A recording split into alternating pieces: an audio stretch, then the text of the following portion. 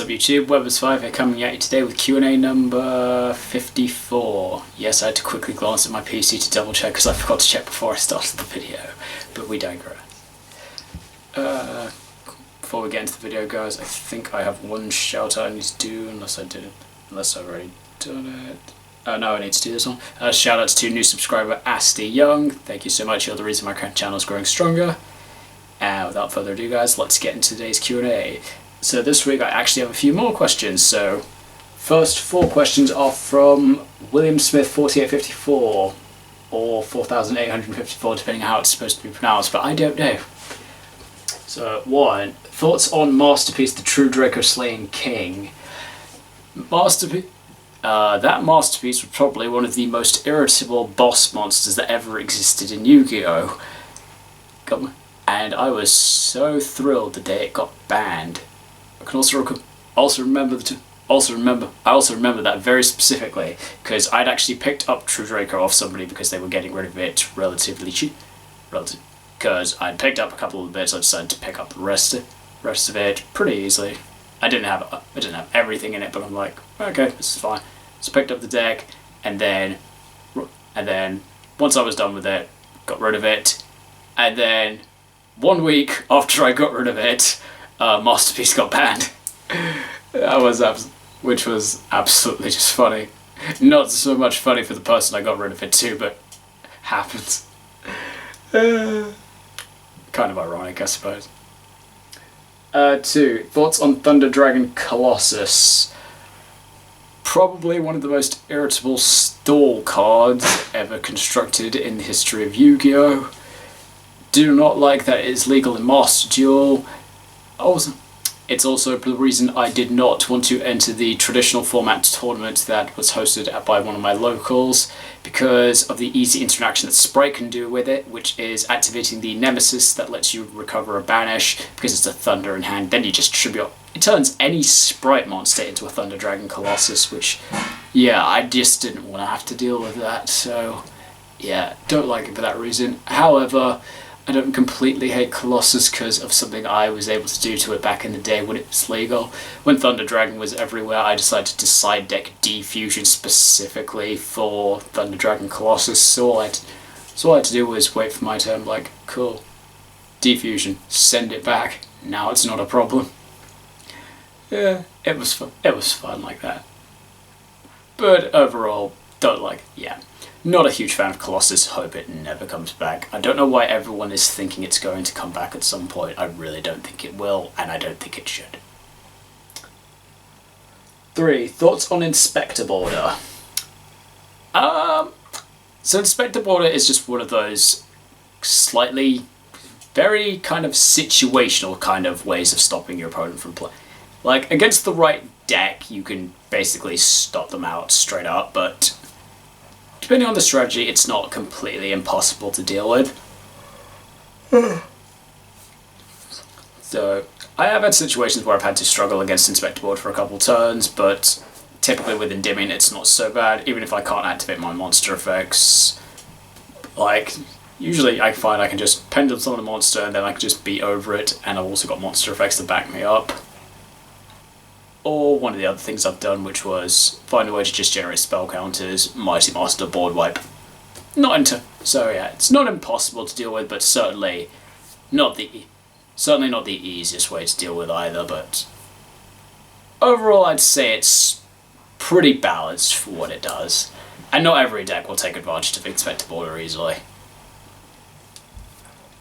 And question 4: thoughts on Psychic End Punisher. That is a very dangerous boss monster going into when it's dropped on you mid to late game, and you've already set yourself up in the position like, cool, I need to deal a bit more damage to my opponent and I win. It's like, cool, Psychic End Punisher. Oh dear. So yeah, one of those cards that's, yeah, Psychic End Punisher, definitely one of those cards that's kind of, if you're aware your opponent's probably going to have access to it because they're playing some kind of psychic strategy like Punk, Gold Pride Punk. Definitely something to be wary of. I've had that dropped against me, which is probably why you're asking me about it. But conveniently for me, I had the line of like, okay, this isn't so... Okay, it's 35, but it's not impossible to get around. I just linked up into access code talker and punched over it, so it wasn't so bad. But, yeah, definitely didn't make it easy. But I like a challenge. And the last 9 questions are from DarkPatrician84, and his questions this week are themed around his love-hate cards. Okay, so 1. Thoughts on Soul Release? That's an interesting one to have on your love-hate list. It's not really a card you see people playing, but probably you've been seeing it around casual, so... like, Soul Release is okay. In my opinion, it's kind of just okay. I mean, it's just a normal spell that can banish up to 5 from either grave. Banishes up to 5 from either grave. Depending on the strategy you're going for, it's kind of iffy. I'd rather personally just do a DD Crow, which is a quick effect. I mean, it only snipes one card, but if it's the right card, then it's great. So, I suppose back in the old format, in old Yu-Gi-Oh, it was probably a bit more problematic, but I suppose at the point we're at now it's just kind of just been power crept, so it's meh. 2. Thoughts on Raid Raptor Ultimate Falcon? So, in a Raid Raptor deck itself, definitely a bit of an issue trying to deal with, since they can turbo it out so easily with the combination of Lost, Strix, and Skip Force.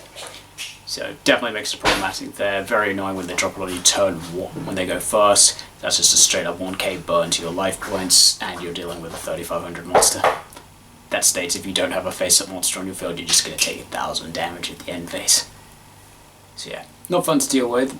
But in terms of other situations, the only other times people would use it would be as like a... oh, what's the card?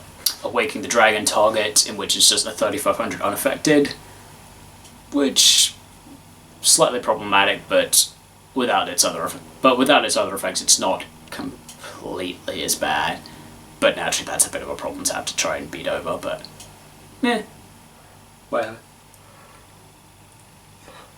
3. Thoughts on Honor Arc?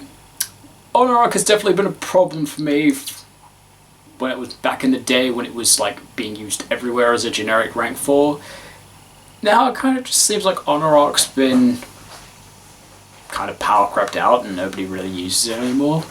So, it's kind of upsetting to see. It was just a card that was used everywhere just to do out a monster very easily, but now now we're just at the point that there's lots of better and easier ways to do it.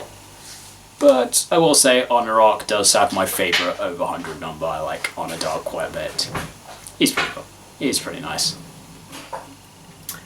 4. Thoughts on Harpy's Feather Duster? Definitely not... yeah, as a Pendulum player, it's definitely not fun having Feather Duster being used on you. But, naturally, but, as it is a card that is now legal, I have been playing it in some of my decks, and it's definitely useful at its time.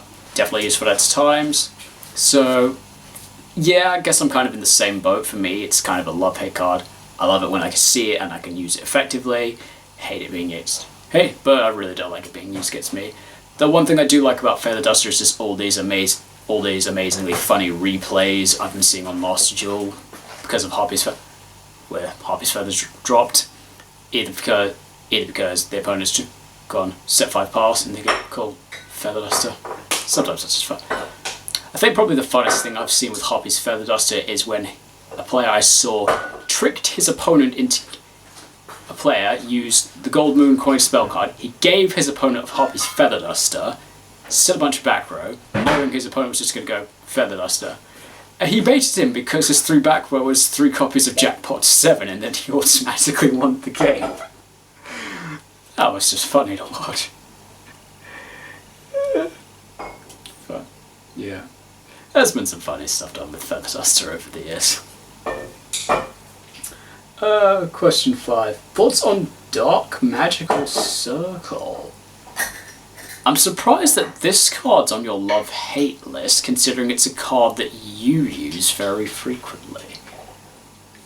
But going into the But going into the question, it's definitely not fun to deal with that in Dark Magician of dealing with a resource that lets them freely banish one of your cards each time they summon a Dark Magician, particularly in tandem with Eternal Soul that can allow them to just do it whenever they want on your turn and just control what card they're going to banish. So definitely not the easiest card to deal with, but I will say it does definitely help the Dark Magician strategy, so in that sense, I do think it's a pretty decent card. Also quite like the artwork on it's pretty decent as well. So yeah, pretty good for them. Yeah, kind of the same. I will agree it's very good for the deck, I just don't really like it being used on me. 6. Thoughts on Raigeki? I mean, it's kind of just a board clearance. It's Raigeki's at 3 now, and people still aren't really using it too much. I have 3 copies of it in my binder if I ever feel like I want to use it, but I'm not really finding the matchups where I'd want to be playing Raigeki personally. Like, the main reason I was using it back a few formats ago was because of 4 Andaries as just additional options to try and get rid of the barrier statue, but now the barrier statue's banned, so there's not really like currently like around format there's not like one single monster. It's not like a specific monster I'm going to want to hit with a Raigeki. Despite that, because yes, the Kashtira matchup is quite annoying, but do a Raigeki against them. Shangri-La is going to protect itself. There's a potential chance they put a Goliath underneath the Arise Heart, so it's just going to survive anyway. So, yeah. And frankly, with how the format is at the moment, I can't really think of too many specific monsters or decks that put up things that I'd want to use Raigeki on, so I don't know, it kind of just feels like it's comes in and out, and I feel kind of at the point where it's like kind of average at the moment. 7. Thoughts on Crystal Wing Synchro Dragon? That's kind of just another one of those cards that seems to be coming in and out of the format. Like back when Guard Dragons were a thing, we were seeing that card everywhere. If people didn't want to opt on the spell trap negate of Hot Red Dragon Archfiend Abyss, like if people weren't doing Archfiend Abyss of Guard Dragon or Pain, they were probably doing Crystal Wing for the monster negate. But overall, I like Crystal Wing for its artwork. I like it for its genericness in R5, the nostalgia from that. But yes, I myself have had several issues from Crystal Wing. But kind of now we're in the point, I know it's not being seen, like naturally we're at the point it's only being used in synchro decks, and the only kind of main synchro deck right now is what's the name of it? Vanadium. I think I've seen that Vanadium can make it pretty easily, but it's not entirely. But it's just a once per turn monster negate, which isn't impossible to play out and take advantage of. So yeah, it's kind of, for me, it's just one of those. Depends on your situation of how effective it is against you. 8. Thoughts on Twin Twisters? So in terms of how back row removal goes, Twin Twisters for me is probably one of my least favourite kind of forms of back row removal at the moment, because we're in the position that Feather Duster is just going to do more of what Twin Twister could do for much less. It wipes out all back row, it doesn't target, doesn't require a discard, pretty easy to do. Not to say that the discard is bad for the Twin Twisters. Like if I was on my Plunder Patrol, I would probably opt on playing the Twin Twisters because naturally I can get the beneficial from the discard effect. I think that's probably only the main reason why people might still be playing Twin Twisters is if they're playing a strategy that relies on discards and being sent to grave, because there are still quite a few bits of those going around in the meta at the moment. But personally, I don't feel like Twin Twisters is the most optimum back row removal at the moment. I still much prefer Cosmic Cyclone and banishing the card outright. But that's just me. kind of each. I suppose Twin Twisters is just one of those. Everyone's got their own personal opinion of what kind of back row removal they like best. So, kind of just each to their own, I say. And question 9. Thoughts on Called by the Grave? Called by the Grave, definitely very useful in stopping hand traps, but kind of annoying when you do have graveyard effects that you want to use. So kind of annoying on that matter. But it's a 1. I mean, I understand when it first came out, people were like, yeah, this is fine, it's a good way to deal with hand traps in the meta. Then they limited it, then they just kind of limited it, which not entirely great. I'm not really sure if it still needs to be limited, but I suppose now it's just kind of in that position of like, now it's kind of like in that position where if people see it, they're just going to get really irritated because you're using it. But now you have to use it more strategically because you've only got the 1 of it, so it's like, you really have to think about how you're going to use it. So, I don't know, it's just one of those things. And on that note, guys, that is all the questions I have today, so thank you very much, guys, for your questions. And if anyone else has anything for me, I do these Q&As every Wednesday, UK time, morning or afternoon, depending on my schedule. Thank you so much for watching, guys, and I will see you next time.